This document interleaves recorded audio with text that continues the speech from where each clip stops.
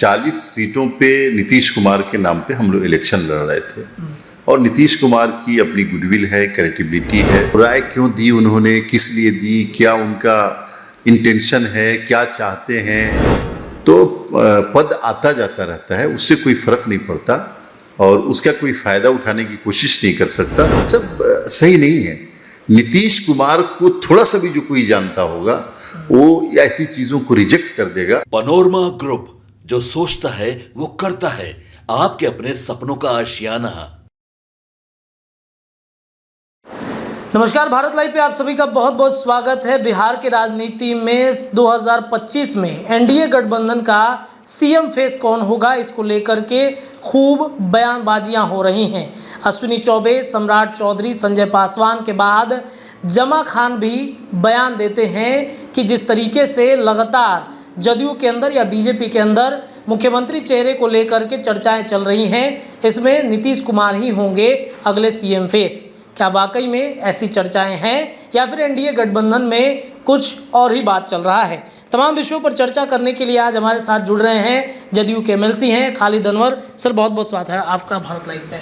बहुत शुक्रिया, आप आए। बताइए सर, बयानबाजी काफ़ी बिहार के राजनीति में चल रहा है। अश्विनी चौबे कहते हैं, संजय पासवान बयान दे रहे हैं कि नीतीश कुमार अगर नहीं होते एनडीए के साथ तो बीजेपी 0 पे आउट हो जाती लोकसभा में। ये संजय पासवान जी एक पढ़े लिखे व्यक्ति हैं और मैं उनका बहुत सम्मान करता हूँ, चूँकि चिंता भी करते रहते हैं समाज की ओर। अगर उनकी ये अप्रोच है नीतीश कुमार जी के बारे में, एनडीए के जो नेता हैं और हमारे नेता हैं जनता दल यूनाइटेड के राष्ट्रीय अध्यक्ष, तो मुझे लगता है कि ऐसी चीज़ों का हम लोग स्वागत करते हैं। और ये सही बात है कि 40 सीटों पे नीतीश कुमार के नाम पे हम लोग इलेक्शन लड़ रहे थे और नीतीश कुमार की अपनी गुडविल है, क्रेडिबिलिटी है। नीतीश कुमार से बिहार के 13 करोड़ लोग बहुत प्यार करते हैं और लोगों ने नीतीश कुमार के नाम पे एनडीए को वोट दिया और हम लोग जीत करके गए, सरकार बनी। तो इसमें नीतीश कुमार की अहमियत को घटाया नहीं जा सकता।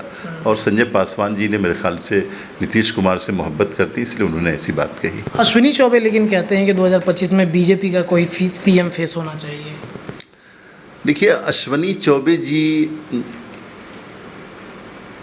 बीजेपी के जो टॉप लीडरशिप है, चाहे केंद्रीय राजनीति की हो चाहे बिहार की राजनीति की हो, उन सभी नेताओं ने कई बार ये बात कही है कि 2025 का इलेक्शन नीतीश कुमार के नेतृत्व में होगा और होगा। 2025 का इलेक्शन होगा उनके नेतृत्व में और हम लोग 200 से ज़्यादा सीटें जीतेंगे।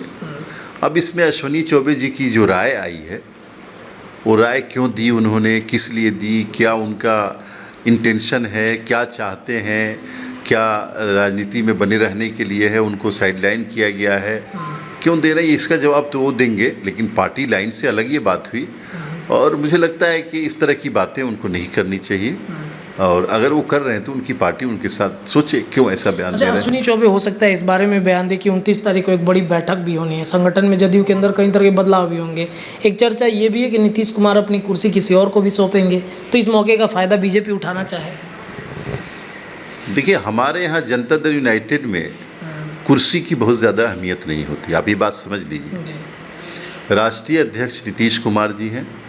राष्ट्रीय अध्यक्ष किसको बनाते हैं, नहीं बनाते हैं, ये सब बहुत माना नहीं रखता है। हम लोग एक डेमोक्रेटिक पार्टी हैं, नीतीश कुमार की पार्टी।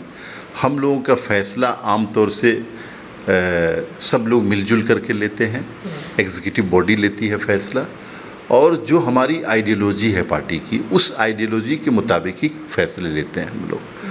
तो पद आता जाता रहता है, उससे कोई फ़र्क नहीं पड़ता और उसका कोई फ़ायदा उठाने की कोशिश नहीं कर सकता। अगर हम कोई दूसरे राष्ट्रीय अध्यक्ष बनते हैं तो ऐसा नहीं है कि उनकी विचारधारा चलेगी।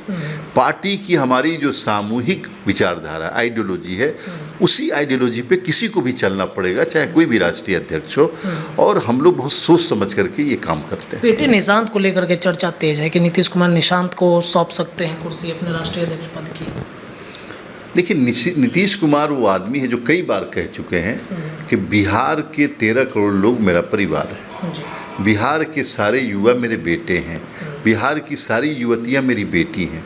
तो इसमें एक पर्टिकुलर नाम लेकर के कि उनको बढ़ाएंगे, ये सब सही नहीं है। नीतीश कुमार को थोड़ा सा भी जो कोई जानता होगा वो ऐसी चीज़ों को रिजेक्ट कर देगा, और मुझे लगता है कि ऐसी बातें करना नीतीश कुमार के लिए सही नहीं है कि जो लोग इस तरह की बातें उनकी तरफ से करते हैं। नीतीश कुमार जी 13 करोड़ बिहारियों को ही अपना परिवार मानते हैं। एनडीए गठबंधन मजबूती के साथ 2025 की तरफ बढ़ रहा है। बहुत मजबूती के साथ, थोड़ी बहुत मजबूती नहीं, अब तो बहुत मजबूती आ गई। और हम लोग देश प्रदेश दोनों जगह सेवा करेंगे, और बिहार और देश की तरक्की कैसे हो इसके लिए हम लोग काम करेंगे। चलिए, बहुत बहुत धन्यवाद। तो देखा आपने किस तरीके से जो तमाम बयानबाजियां चल रही हैं, इन बयानबाजियों पर खालिद अनवर ने अपनी राय रखी है। जुड़े रहिए भारत लाइव पर, तमाम खबरें आपको लगातार मिलेंगी। बहुत बहुत धन्यवाद। पनोरमा ग्रुप, जो सोचता है वो करता है। अगर ये वीडियो पसंद आई और वह बिहार के राजनीति और बिहारियत से सरोकार रखेनी तो सब्सक्राइब बटन दबा के चैनल के सब्सक्राइब कर ली। ओजे एगो घंटी बा, ओकरा बटन दबा देला से कुल सटीक और मारक खबर रुआ मुफ्त में मिल जाई। अगर रुआ पत्रकारिता के हमनी के नया प्रयोग में सहयोग कर चाहतानी तो ज्वाइन बटन दबा दी। पेटीएम नंबर नोट कर ली 9386816700।